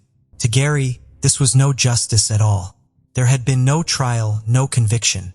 The lack of justice for Stevie was compounded by minimal media coverage, which further silenced her story. While Abigail avoided criminal charges, the Children's Division investigation brought consequences. Abigail faced the risk of losing her nursing license in Missouri. In response, she filed a civil lawsuit against the Children's Division and its director. Before the trial, the Children's Division prepared extensive evidence, including medical reports, autopsy findings, and testimonies from investigators and medical experts. Abigail, on the other hand, offered little in her defense, relying on testimony from family members and herself. The trial, held on March 7, 2023, revealed troubling contradictions. Abigail's stepmother claimed she hadn't noticed any bruises or illness during the Christmas party, contradicting reports from other family members and her own prior statements to the Children's Division. Abigail testified that Stevie had vomited multiple times and admitted she considered the possibility of a concussion but chose to treat her daughter with Dramamine and Sprite instead of seeking medical care. When questioned about Joseph's anger issues, Abigail admitted he would often lose his temper, even punching a hole in a door. Despite this, she left Stevie in Joseph's care rather than placing her with Stevie's great-grandmother, Virginia, citing concerns about the elderly woman's ability to care for a sick child. The testimony of a pediatric specialist was pivotal. She testified that Stevie's injuries were far beyond normal childhood bruises and consistent with child abuse. She pointed out that the bruising on Stevie's forehead was indicative of severe intracranial bleeding. Given Abigail's medical background and the visible signs of Stevie's deteriorating condition, she concluded that Abigail had failed to protect her child and had exhibited clear medical neglect. In the end, the court ruled that Abigail had been negligent in protecting Stevie and responding to her medical needs. The evidence showed she was aware of Joseph's anger issues and the danger he posed, but still left Stevie in his care. Based on this, the judge denied Abigail's appeal to remove her name from the Central Child Abuse and Neglect Registry, a decision that affirmed her culpability, even if it stopped short of criminal charges. Family and friends came together at Park Hill Baptist Church in Kansas City on Saturday, December 28, 2019, to honor the brief yet impactful life of Stevie. The service, funded by Gary's Workplace Trauma Support Fund, was attended by co-workers and close family. Despite his lingering doubts about Abigail's involvement, Gary decided to allow her to attend the funeral, recognizing that if she were innocent, Stevie deserved to have her mother present. This decision was met with mixed emotions, as many family members were grieving and angry. Abigail shared heartfelt words at the funeral. She then described Stevie in touching detail, celebrating her unique personality and the joy she brought to those around her. From Stevie's adventurous spirit at the park to her comforting nature when others were sad, Abigail painted a vivid picture of the little girl's vibrant essence. With Gary managing the funeral arrangements, he entrusted the burial to Abigail. However, he was devastated to learn, hours after the fact, that Stevie had been buried without his or his family's knowledge. Abigail had failed to inform them of the burial, effectively excluding them from being present as Stevie was laid to rest. Determined to seek justice for his daughter, Gary launched a GoFundMe campaign with two key goals: securing legal support to hold all responsible parties accountable and creating a lasting memorial for Stevie. The fundraiser had raised $4,178 of its $50,000 goal, far short of what was needed. Gary's plans included transforming Stevie's resting place into a serene and beautiful tribute and purchasing a memorial bench. In his GoFundMe statement, Gary expressed his resolve to honor Stevie's memory with a fitting tribute. Stevie's memory shines brightly in my heart, but her resting place doesn't yet reflect the vibrant spirit she was. I'm determined to give her a headstone that captures her essence, a tribute that solely focuses on her, free from any painful associations. Gary remains unwavering in his fight for justice and remembrance, ensuring that Stevie's story will not be forgotten. Through his dedication, he seeks to create a legacy that celebrates the light Stevie brought into the world while holding those responsible for her tragic loss accountable. The case of Aya Hachem. The Hachem family moved to the UK from Lebanon in November 2011, seeking a safer and more promising future. Aya's father, Ismail, wanted his children to have a good education and become valuable member of society. He applied for asylum for himself and his family, and after receiving a residence permit, they settled in Blackburn. Aya was a driven and ambitious young woman with big plans for her life. She was a law student at Salford University. Tragically, her parents' hopes for a better life were shattered when Aya was killed in a senseless act of violence. On May 17, 2020, Aya left her house to go to a nearby supermarket at around 3 p.m. However, she never returned home. About an hour later, Aya's father went out to look for her. Aya's mother searched online and discovered the news that a woman had been shot in their neighborhood. Soon after, Aya's parents received the devastating news that their daughter had been killed in the shooting. Aya was walking on King Street when a car drove by with multiple occupants. One of the individuals in the car fired 2 shots, one of which fatally hit Aya. 19-year-old Aya Hachem was fatally shot on King Street and died the same day despite medical efforts. The police do not think the incident was motivated by racism or religious hatred. Deputy Chief Terry Woods is seeking the public's help in gathering evidence. He asks anyone with dash cam footage or surveillance cameras to come forward if they have recordings of a green Toyota Aventus car or any suspicious activity. According to Deputy Chief Woods, Aya was an innocent bystander who was shopping for her family when she was accidentally caught in the crossfire. The shooting involved a green Toyota Aventus car. Witnesses report that 2 rounds were fired from the vehicle and sadly, Aya was hit. Later that day, police discovered the Toyota Aventus car involved in the shooting abandoned near the scene of the crime. They also obtained CCTV footage of the incident. The footage shows that at 3:03 p.m. Aya is walking along the sidewalk that Toyota mentioned earlier drives past her. The rear side window on the left is down. The shooter makes a fatal shot. The bullet goes through her and hits the pole.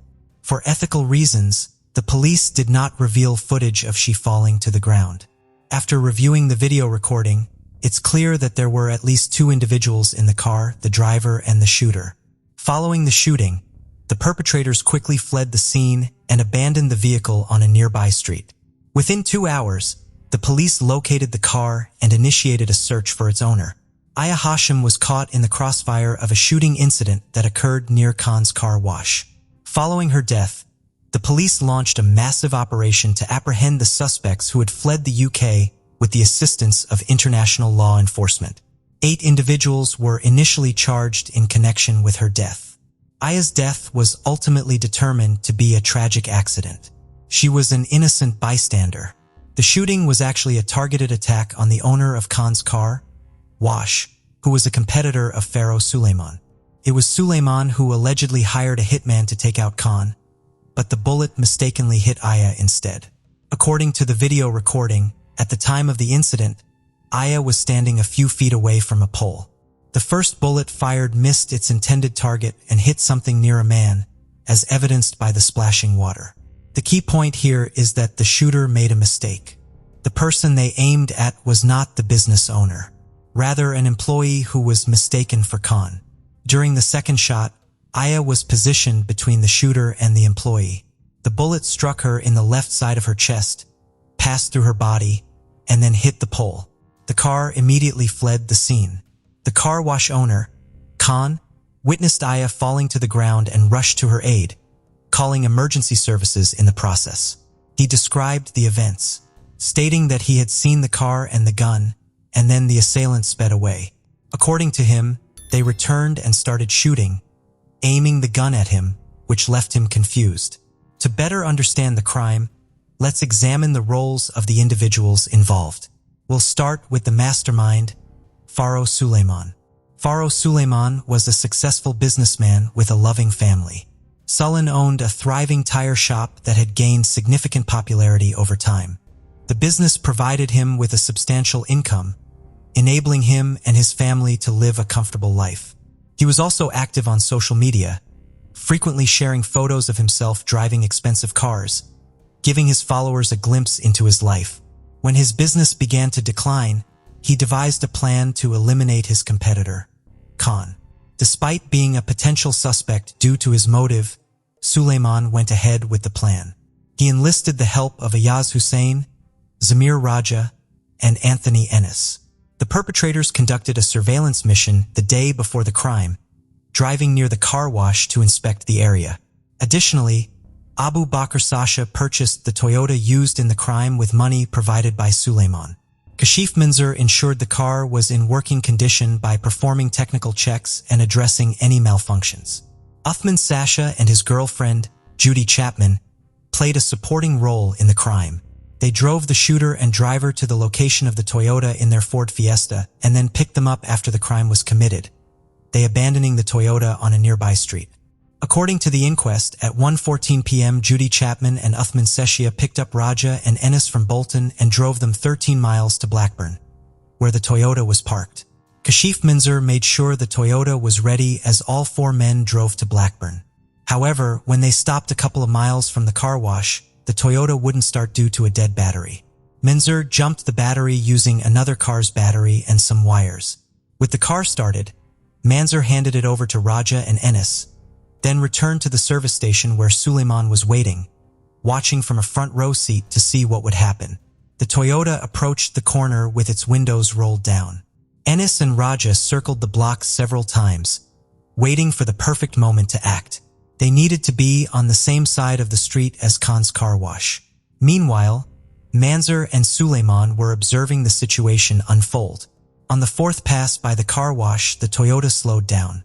Coincidentally, Khan was on the street at that exact moment.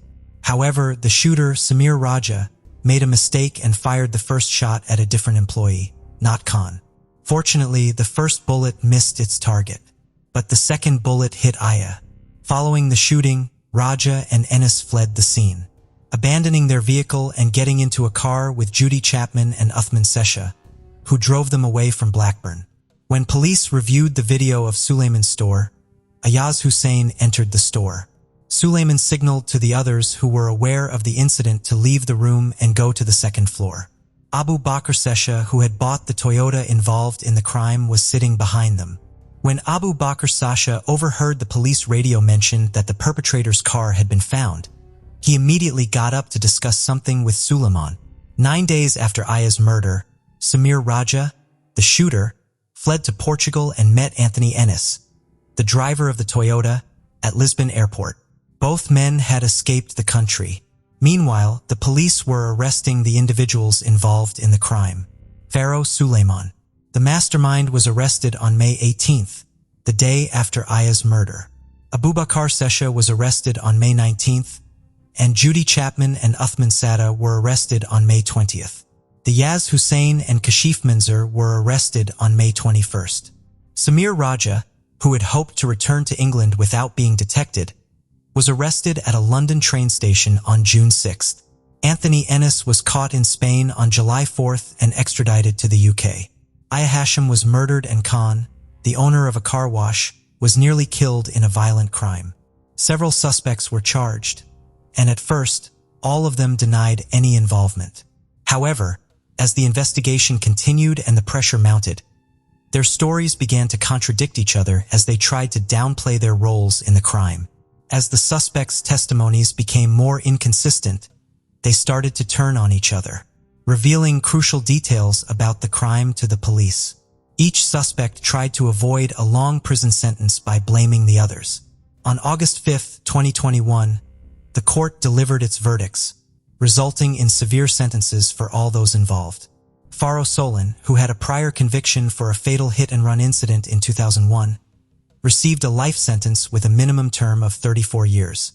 Raja, the shooter, was also given a life sentence with a minimum term of 34 years. According to reports, he was paid $500 for his involvement in the crime. The driver, Anthony Ennis, was sentenced to life imprisonment with a minimum term of 33 years. Ayaz Hussein, who orchestrated the crime, received a life sentence with a minimum term of 32 years. Abu Bakr Sasha, who bought the getaway car, will serve at least 28 years. Uthman Satatia, who arranged for the shooter and driver to be transported, will also serve at least 28 years. And Kashif Minzer, who made sure the car was working on the day of the crime, will serve at least 27 years. The judge was critical of the defendants, stating that they showed no regret for their actions after the shooting. Instead of taking responsibility, they tried to deceive and manipulate their way out of trouble. When that failed, they turned on each other in an attempt to save themselves. Judy Chapman was found guilty in October 2021 of involuntary deprivation of life. She was given a 15-year prison sentence for driving the car involved in the crime. However, investigators have since discovered that other individuals were involved in the crime. This was revealed through analysis of communication between the convicted parties. A 42-year-old from Manchester was sentenced to life in prison on May 5, 2023, with a minimum term of 32 years. During his trial, evidence revealed that Otway acted as an intermediary between Oz Hussein, Zamir Raja, and Anthony Ennis. Specifically, he assisted Hussein in committing a crime. Another person, Ben Bridge, was also involved in the case. She was the 10th person to be found guilty. Prosecutors said that Ben Bridge met with Raja and Ennis in Bolton, took their phones and turned them off. Then she drove to Trafford and turned the phones back on in different locations, making it seem like Raja and Ennis were in Greater Manchester, not Blackburn, when a shooting happened. This was done to create a fake alibi for the two men. Banbridge, 32, admitted to conspiracy to pervert the course of justice and was sentenced to 23 months in prison on August 11, 2023. This was the last conviction in the case of Aya Hachem. To those around them, the Inman family seemed like a model of unity and devotion. Their lives were centered around faith, and each Sunday they were a familiar sight at church. Yet, beyond the public facade, hidden dynamics played out within their close family circle. The story of William and Sandra Inman began in 1983 at church. William, then 18, met 16-year-old Sandra. With the blessing of their families, the young couple married and settled in Logan, a quiet community in Ohio. Bill, as he was commonly known, was a man of deep religious faith, balancing his construction job with playing music at the Evangelical Church near Nelsonville, Ohio. Sandra managed their household, and in 1984 they welcomed their son, William Jr., whom they affectionately called Will. Will grew up, and in 2001 at 17 he met Summer Cook, a 15-year-old girl also at church, a meeting that mirrored his parents' initial encounter. After 3 years of friendship, they married when Summer turned 18 in 2004 and moved in with Will's parents in Logan, Ohio. By 2004, Bill, now 39, had ambitions to become a pastor. He converted his garage into a small gathering space, which eventually attracted neighbors and friends seeking solace and prayer. His unconventional ministry led to skepticism, but his gatherings continued to grow. In 2005, Will and Summer celebrated the arrival of their first child, Alex, though the family faced financial pressures, partly due to Bill's ministry, which wasn't bringing in sufficient income. They decided to move out of Ohio in search of better opportunities. In 2006, the Inmans relocated to Florida, where Bill and Will found work in hotel construction, and the family adapted to their new life. 2 years later, they returned to Ohio, though they had lost their original home in Logan and had to settle in a rental in Vinton's rural areas. The family continued to grow with the births of Kelly in 2008 and Alana in 2010. As young parents, Will and Summer sometimes took weekend breaks, while Bill and Sandra enjoyed spending time with their grandchildren. That same year, Bill officially became a pastor, establishing the Faith Church and launching Ranch of Mercy, a charitable project aimed at helping those in need. With aspirations to build a home for orphans and widows, Bill introduced a fundraising lottery, offering a grand prize of either a house or $200,000, along with other rewards. Despite high hopes, no shelter was built, and the lottery set for September 2010 never took place. In June 2010, Summer informed Will of her desire to separate. In a diary entry, she expressed her feelings of exhaustion, yearning for happiness and frustration with her life's direction. She feared how Will might react, but knew she couldn't continue in her current situation. Following her decision, Summer moved out, taking her children to her parents' home and allowing them to maintain contact with Will and his family. By August, she started a relationship with Adam Peters and found a cleaning job at a bank in Logan. The scheduled raffle for Ranch of Mercy arrived in September, but without any prize house built, and participants saw no refunds or explanations. Meanwhile, financial challenges continued with the Inmans facing eviction for overdue rent by December. When Summer and Adam attempted to collect her remaining belongings, Will and his family denied them entry, resulting in a confrontation that led Summer to involve the police and file a complaint against Will. Summer described the change in Will's behavior after their marriage. According to her, he became increasingly controlling, restricting her activities, and even limiting her access to personal items like her phone and keys. She disclosed his desire for a large family and his interest in polygamy, which led him to seek connections online. She also shared that her cats had mysteriously vanished, with Will claiming they had run off, a statement he reportedly made with indifference. Will defended his actions, citing his suspicions about her fidelity as a reason for taking her phone and keys. As for the cats, he said he had taken them to a shelter due to their wild behavior. As a result of the escalating tensions between them, Will received a restraining order, barring him from any contact with Summer and placing him under probation. This restriction fueled a bitter custody dispute, with both sides fighting for the well-being of the children. The Inman family filed a report against Adam Peters, whom they perceived as a potential danger to Alex, Kelly, and Alana. However, events soon took a tragic turn for Summer. On March 22, 2011, 25-year-old Summer Inman finished her shift at the bank late that night. She texted Adam to meet up after work, but she never appeared. Concerned, Adam arrived at the bank by 11:30 p.m. and while searching for her, stumbled upon her scattered belongings, her phone, keys, and a music player still playing with her headphones attached. He found her jacket nearby in the grass. Alarmed, Adam immediately contacted Summer's parents, urging them to notify the police. Initially, Summer's parents called the bank, thinking she might still be inside. When no one there had seen her, they reached out to the Logan police, emphasizing how uncharacteristic it was for her to be late without notice. Officers responded to the scene, gathering statements from witnesses who had been there that night. Two women jogging near the bank recalled seeing Summer around 11 p.m. as she took out the trash. Suddenly, a white car pulled up, driven by a blonde woman, while two masked individuals emerged, seizing Summer and forcing her into the back seat. Despite her attempts to escape and her screams, a nearby bystander's effort to help was thwarted when the driver sprayed him with pepper spray. The car sped off, leaving only the joggers to recount the scene. They rushed to the police to report what they had witnessed, but their account was initially met with doubt by law enforcement, who found the story unusually detailed. The Logan police officially declared Summer Inman missing that same night. Her story quickly spread through local media, and soon hundreds of Logan residents joined the search, determined to find her. However, as days passed, hope of finding Summer alive began to fade. Her parents held onto their last bits of hope, even as the community's efforts intensified. A Facebook photo Summer had shared just before her disappearance portrayed her with Adam and her children, appearing happy. Unbeknownst to many, Will Inman, still connected to Adam on Facebook, had seen the post. Strangely, Will remained connected online with his estranged wife's new partner, a man who had been introduced to the family in early 2010 when the Inmans hired him for household tasks.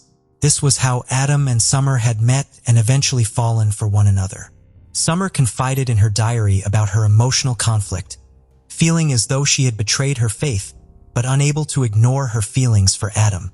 5 days before her disappearance, the court proceedings for the divorce continued as Will contested the proposed spousal support. He requested a reduction to just $50 a month. Given his modest annual income, the Inman family had sought full custody of the children but had been denied, and losing regular contact with their grandchildren devastated Bill and Sandra, who reportedly looked worn and unwell afterward, visibly affected by the loss. During the investigation into Summer's abduction, law enforcement tracked down the Inman family at Bill's mother's house in Jackson County, Ohio. When questioned, Bill, Sandra, and Will claimed they had no involvement in her disappearance. They asserted that on the night in question, they were on their way to Cleveland to view a property. However, their car broke down after 3 hours, forcing them to wait for repairs and eventually return to Logan the next morning. They insisted that any disputes with Summer had been minor and infrequent, but expressed that the presence of Adam Peters in their lives had introduced strain and was ultimately the reason for the fracture in their once close-knit family. When law enforcement inspected the Inman family's vehicle, they seized a GPS unit that provided crucial insights. The data revealed that on March 22nd, the night of Summer's abduction, the vehicle was in Logan. The GPS had been deactivated around 5:30 p.m. and only reactivated the following morning, again in Logan, contradicting the family's statement about a trip to Cleveland.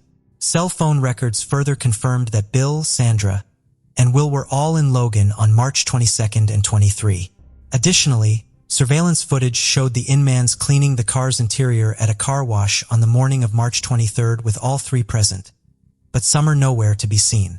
The next stop was a Cleveland auto shop where Bill had nearly new tires swapped out for used ones, explaining that he simply didn't like the current set. The vehicle also appeared to have undergone some modifications. These peculiar actions raised investigator suspicions, leading to the arrests of Bill, Sandra, and Will Inman, who were subsequently brought in for questioning. Before the arrests, Bill reassured his elderly mother that they were innocent, attributing their ordeal to a test from the devil. Despite hours of questioning, the family members each claimed ignorance of Summer's whereabouts. However, the prospect of a potential death sentence eventually broke Sandra's silence. She confessed that they were responsible for abducting Summer on March 22nd, with Bill and Will donning masks. According to Sandra, their intention was simply to frighten Summer, hoping to secure more access to the grandchildren. Yet, things went tragically wrong. Sandra recounted how, after forcing Summer into the car, Will bound her hands, feet, and neck with plastic ties to prevent her escape. But as she struggled, she began to lose consciousness. Will, realizing the severity of the situation, panicked, frantically searching for a knife to free her. He reportedly shouted. Despite their desperate attempts, Summer stopped breathing, succumbing to the restraints. Sandra maintained that they never intended for Summer's death. Their goal was to resolve the custody conflict, but the situation spiraled out of control. On March 29th, a week after Summer's disappearance, Sandra revealed the location of her body. Authorities found her remains in a septic tank at Faith Church near Nelsonville, where Bill had helped with construction years prior and where the couple had been married. Police removed a concrete slab to open the tank, immediately seeing Summer's legs. She had been thrown head first into the well, still in her work uniform with a shirt bearing the phrase, "I don't have anger issues. Have issues with idiots." Forensic analysis confirmed strangulation as the cause of death, with no additional injuries aside from the marks left by her restraints. Sandra admitted her initial plan was to dispose of the body in a river, but decided the well near the church would better hide the evidence. She expressed deep shame and regret over her actions and the tragic outcome. During the trial, Bill and Will remained silent, showing no acknowledgement of guilt or remorse, and avoiding eye contact with Summer's parents. Only Sandra accepted responsibility, stating that the scheme to intimidate Summer was her idea. Tearfully, she addressed Summer's parents, asking for forgiveness and saying she had loved Summer like her own daughter. Her voice, shaking with emotion, conveyed her remorse, as she expressed that if she could, she would undo everything. In 2012, the verdict came down. Bill and Will Inman were sentenced to life imprisonment without parole, while Sandra received a life sentence with the possibility of parole after 15 years. Yet, those close to the family doubted Sandra was the true mastermind. Friends and church members often noted that Bill had always been the dominant figure, and Will was regarded as spoiled and overindulged by his parents. Many speculated that Sandra's confession was a calculated attempt to shield her husband and son from harsher penalties. Today, Summer's children, Alex, Kelly, and Alana, are being raised by her family. Explaining the absence of their parents and grandparents to the children was a challenging and heart-wrenching process, as they gradually learned the truth about their family's tragic history. Case of Michael Van Eck. Michael Van Eck was born on August 14, 1987, in a city that was once a hub for gold miners. He was the only brother to 4 sisters, Natasha, Michelle, Bianca, and Rihanna. Michael grew up in a close-knit family with caring and loving parents who worked hard to provide a decent life for their children. His father was an entrepreneur, and his mother created a nurturing atmosphere at home that encouraged the growth and development of their kids. Michael was a sociable and kind person who did well in school and sports. He even earned a black belt in karate, which gave him confidence and resilience. After completing his education, Michael trained as an electrician, a profession that offered good earnings and promising job prospects. He worked at mine number 4 of the Beatrix mine in the small town of Unison. In 2011, at the age of 23, Michael decided to register on a dating site to distract himself from a recent breakup and meet new people. That's when he came across the profile of a sweet and smiling girl who shared his interests. They both disliked loud parties and wanted to find true love and build a strong family. Michael was pleasantly surprised to have found a suitable match online. On April 2nd, he excitedly told his mother that he had a date and was busy preparing for it. He even withdrew 3,000 Rand from his account to impress the girl. However, he was uneasy about the unusual meeting spot his friend had chosen, the city cemetery, and didn't mention it to his parents. At around 9 p.m. that evening, Michael said goodbye to his family and left the house, getting into his silver Paul Joe 2007, a gift from his parents for his coming of age. When he arrived at the cemetery, the girl was running a bit late, but she looked stunning in a white dress and greeted him with a smile. They chatted comfortably, and she suggested they head to a more secluded area of the cemetery. There they found a romantic setup, a blanket and a basket of fruit and wine. After having a glass of wine, the girl suddenly kissed Michael. Pleasant feeling quickly turned to pain and horror as he realized he had fallen into a sinister trap. Chana Van Haren was born in 1991, a time of crisis for her parents. Her mother's pregnancy prompted the couple to put their divorce on hold and try to salvage their relationship. However, their efforts ultimately failed and their home life continued to deteriorate. Chana's mother made no effort to hide her resentment towards her daughter, viewing her as an unwanted reminder of her husband. After the divorce, Chana's mother took the children and left their father behind. Chana suffered from a severe lack of love and attention from her mother, feeling lonely and misunderstood. Among her siblings, Chana struggled the most, growing increasingly withdrawn and sullen from a young age. She exhibited disturbing behaviors, such as talking about death and creating disturbing drawings. Her grandparents, alarmed by her behavior, suspected supernatural influence and took her to church, where she was subjected to an exorcism ritual. Chana's mental health declined as she got older. At 10, she had a disturbing incident where she threatened a house guest with a knife, prompting her family to seek professional psychiatric help. Fortunately, the medication improved her mood and her father made an effort to spend quality time with her, even taking her on hunting trips. However, Chana later revealed that she found pleasure in harming animals, often bringing home dead creatures.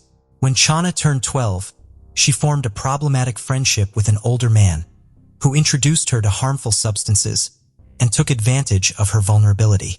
2 years later, her mother moved to New Zealand, leaving Chana and her siblings in the care of their father and stepmother.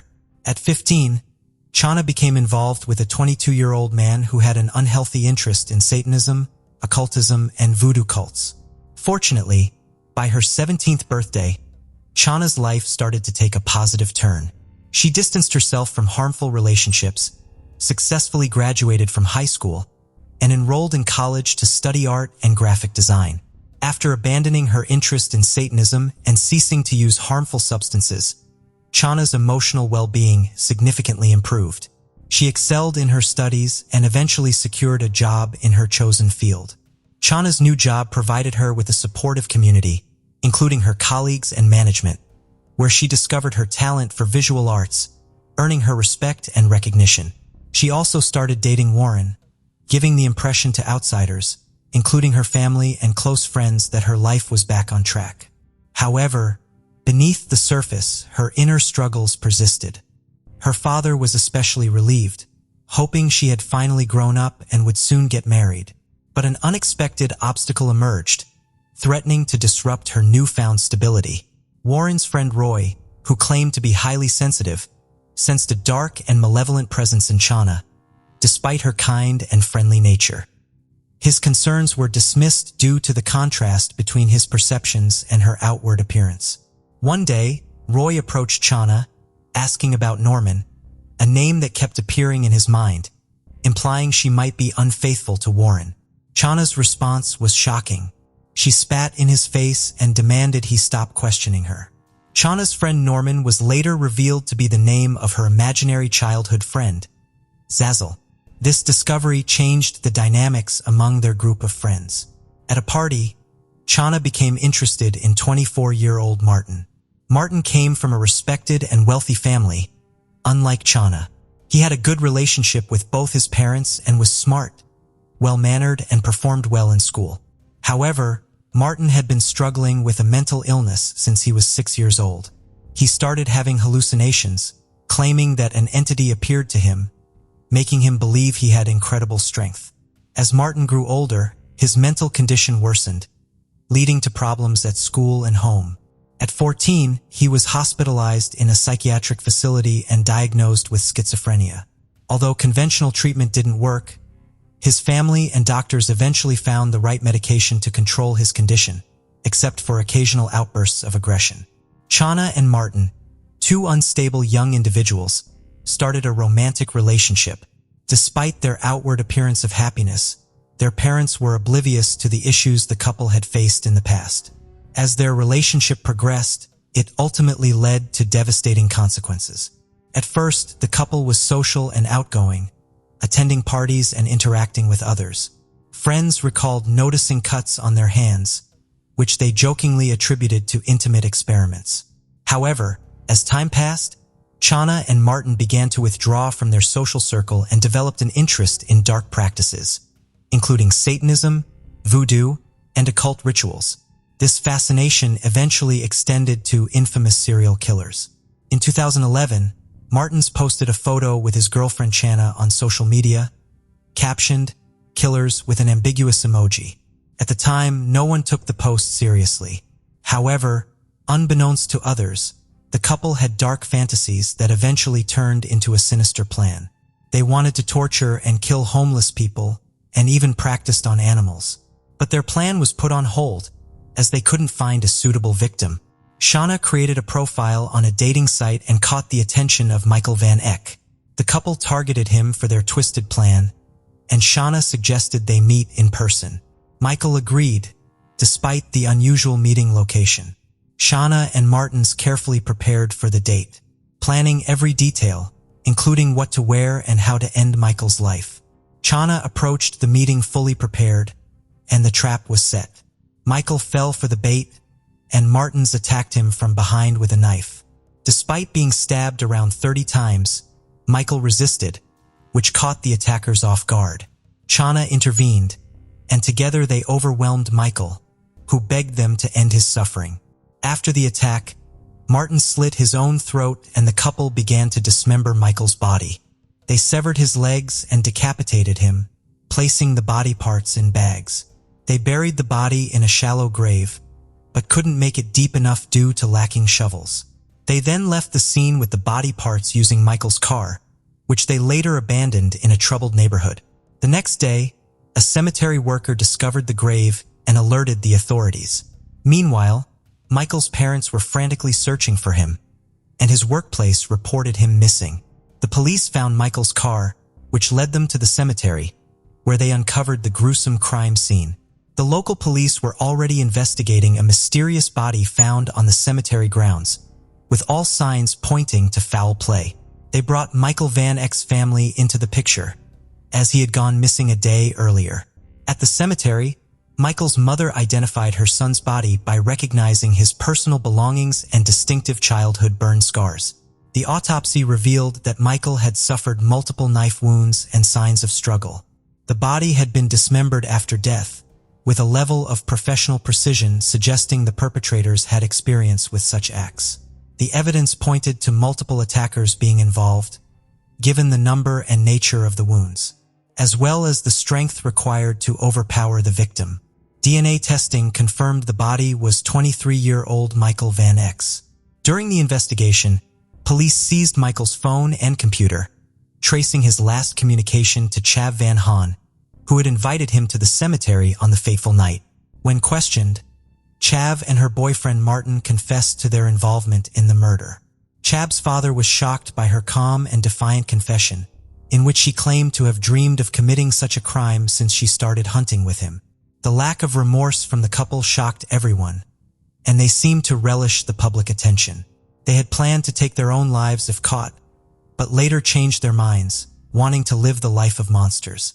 The police search of the couple's apartment revealed a disturbing environment. The walls were covered in distorted portraits of Chav, depicting her without eyes, mouth, or ears in various guises. The police found disturbing evidence in the rooms, including ritual items, animal scalps, knives, and unknown objects. They also discovered the belongings of the murdered him, including his glasses and wallet. Martins later admitted that they took the victim's money to fund their next crime.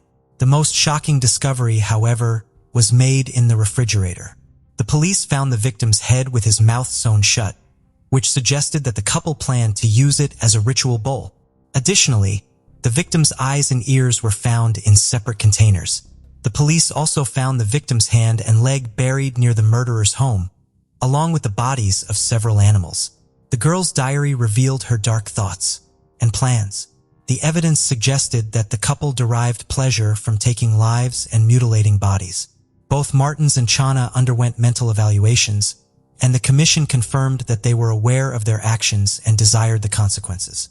In November 2011, Chana stood trial as a serial offender, despite it being a single incident.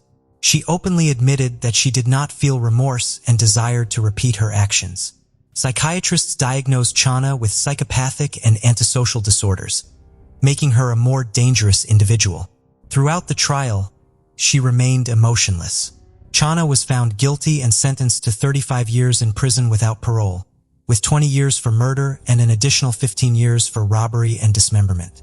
Martins defended himself in court, claiming that he did not remember the events until he was in jail. He admitted to studying Satanism and occultism, which he believed pushed him and Chana to commit the crime. During the trial, he apologized to the victim's parents, although his apology sounded insincere. He implied that the victim was simply in the wrong place at the wrong time, when in reality the couple had lured him into a premeditated trap. Michael's mother was overcome with grief and struck Martins during one of the sessions. In the end, Martins was also found guilty and sentenced to 35 years in prison, with the possibility of parole after serving half of his sentence. After 2014, Chana and her lover Martins maintained a relationship through letters while he was in prison. In these letters, Martins referred to Chana as a dark goddess and wrote poetic phrases such as, "When you part your lips, words of a dead butterfly spill out, and they fall upon my mystical heart and paint it with sweet poison." However, over time, Chana ended the relationship, feeling that they had become emotionally disconnected from each other. While in prison, Chana exhibited exemplary behavior, teaching her fellow inmates art and theology. Some collectors, fascinated by notorious criminals, paid large sums for a photograph of Chana with her autograph, as well as a print of her hand. Martin's also attracted a following with a fan club that was monitored by the police for a long time to prevent his followers from emulating his violent actions. Despite his circumstances, Martins continued to receive therapy and completed his education through correspondence courses. Ultimately, the case highlights how two unstable individuals driven by their desires and lacking boundaries can destroy an innocent life. Furthermore, it reveals how some people, often hiding behind a seemingly normal facade, can harbor dark and sinister intentions. Unfortunately, new acquaintances can sometimes have a profoundly negative impact on our lives, marking a point of no return. Dolores Wolf lived in Woodland, California in 1979. She had a husband named Carl. He wasn't an abusive husband. Dolores also had 4 children: Carl Jr., Annie Marie, Tom, and Paul. She worked at Woodland High School as a secretary. Dolores was known for her joyful and positive demeanor, and she would have never left her 4 children. According to her husband, that is exactly what she did.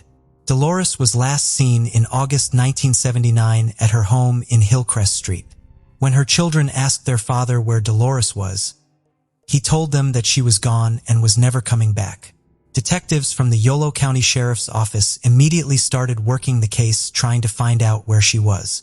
They never let the case go, but her disappearance would remain a mystery that haunted her family for more than 4 decades. The family believed that Carl was responsible for her disappearance. Investigators found incriminating evidence in the family car as well. At one point, Carl was arrested and charged, but never tried.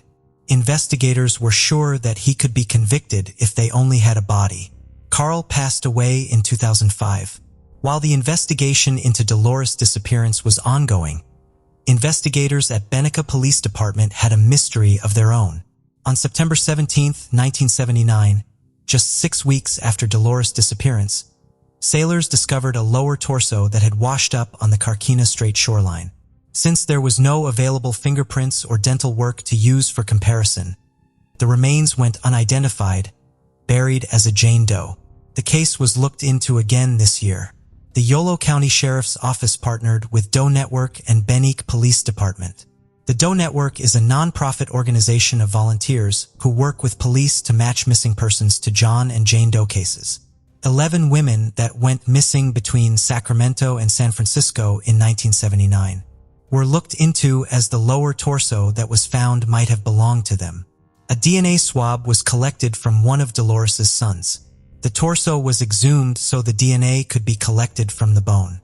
In October of 2020, investigators received the news that thanks to DNA, it is confirmed that it was Dolores Wolf's body that was found off the shoreline. One of her sons, Tom, had this to say: "I think my first emotion was anger, because of the fact that she was found a month and a half after she disappeared, and we're only finding out now that it was her." Some investigators disagree on whether this case is completely solved. Some say that if Carl was still alive, he would be convicted. Others believe that someone else could be the person who took her life. 41-year-old Gloria Hassamer lived in Santa Cruz, California, in 1995. She had 2 children that she had to raise on her own because her husband had passed away. In 9:45 on June 9, 1995, she was arrested by Watsonville police for drunk driving. A few hours later, she was released. Gloria's car was impounded, and for some reason no officer drove her home, so she had to walk home or hitchhike. She never made it back home, and her family got worried. She was 4 feet 11 inches tall and weighed 100 pounds. Gloria was last seen wearing a blue and black shirt, green jeans, and white tennis shoes. When she was last seen, it was about 4 a.m., and she was walking along Water Street in Santa Cruz. The day after she was arrested, on June 10, 1995, a woman's body was found in the Pajaro River at the Highway 1 overcrossing. She was quickly identified as Gloria Hassamer. Investigators were determined to find the culprit, but it would take many years for the case to be solved. In 2020, the case was looked into again. Investigators from the Santa Cruz Police Department decided to make use of DNA technology to help solve the case. They used DNA evidence they had collected from the crime scene that belonged to the culprit and entered it into the public DNA databases.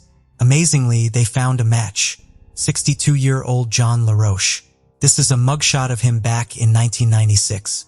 He has quite an extensive criminal background. Investigators believe that there might be more victims of his.